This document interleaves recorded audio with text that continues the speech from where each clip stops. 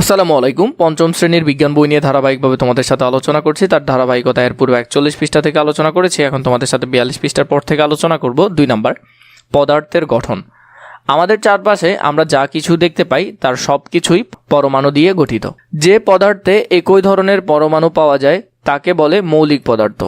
লোহা যেমন iron, sodium এরা মৌলিক পদার্থ।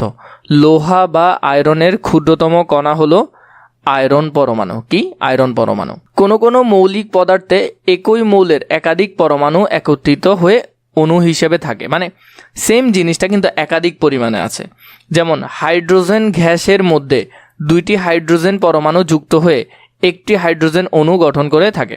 মানে এখানে দেখো একসাথে দুইটা কয়টা? দুইটা হাইড্রোজেন অণু কয়টা? দুইটা। তো এগুলো একসাথে হয়ে হাইড্রোজেন অণু গঠন করে। হাইড্রোজেন গ্যাসে অসংখ্য হাইড্রোজেন অণু থাকে, মানে হাইড্রোজেন গ্যাসের ভিতর অসংখ্য হাইড্রোজেন অণু থাকে। হাইড্রোজেন গ্যাসের হাইড্রোজেন অণুসমূহ এখানে চিত্র দেওয়া হলো। কোনো কোনো পদার্থের অণু একাধিক রকমের পরমাণু দিয়ে গঠিত। এদের বলে যৌগিক পদার্থ বা যৌগ। যেমন পানি একটি যৌগ। পানি একটি কি যৌগ? আমরা পানির বিষয়টা দেখছিলাম, একটা অক্সিজেন পরমাণু থাকে আর 2টা হাইড্রোজেন পরমাণু থাকে। পানির অণুতে অক্সিজেন ও হাইড্রোজেন 2 রকমের পরমাণু পাওয়া যায়। বিভিন্ন মৌলের 2 বা ততোধিক পরমাণু একত্রিত হয়ে যে যৌগিক অণু গঠন করে তার গুণাগুণ বা বৈশিষ্ট্য পরমাণুগুলো থেকে আলাদা। যেমন পানির বৈশিষ্ট্য অক্সিজেন ও হাইড্রোজেন বৈশিষ্ট্য থেকে সম্পূর্ণ আলাদা। মানে মোট কথা হলো, দেখো এখানে ও মানে অক্সিজেন, এইচ মানে হাইড্রোজেন, 2টা অণু আছে, কিন্তু এই 2টা অণু মিলে যে পানি গঠিত হলো সেটা কিন্তু অক্সিজেন অথবা হাইড্রোজেনের বৈশিষ্ট্য থেকে সম্পূর্ণরূপে আলাদা, একেবারে আলাদা। কিন্তু গঠিত হয়েছে কি দিয়ে? অক্সিজেন এবং হাইড্রোজেন দিয়ে, কিন্তু হাইড্রোজেন এবং অক্সিজেনের সাথে এটা মিলতেছে না। অণুর ধারণায় পদার্থের 3 অবস্থা। আমরা ইতিমধ্যে পদার্থের 3 ধরনের ভৌত অবস্থা সম্পর্কে জেনেছি। এখানে অণুর ধারণায় পদার্থের 3 ধরনের ভৌত অবস্থা সম্পর্কে জানব। তাহলে এখানে দেখো, কঠিন পদার্থ বরফ অবস্থায়, তরল পদার্থ পানি, আর জলীয় বাষ্প অবস্থায় বা বায়বীয় বা গ্যাসীয় অবস্থায় 3 ধরনের অবস্থা আমরা দেখতে পাচ্ছি। কঠিন পদার্থের অণুগুলো একে অপরের সাথে শক্তভাবে এবং সুনির্দিষ্ট বিন্যাসে যুক্ত থাকে। এদের মধ্যে পারস্পরিক বল, আন্তঃআণবিক বল খুব শক্তিশালী এবং নাড়াচাড়া করে না।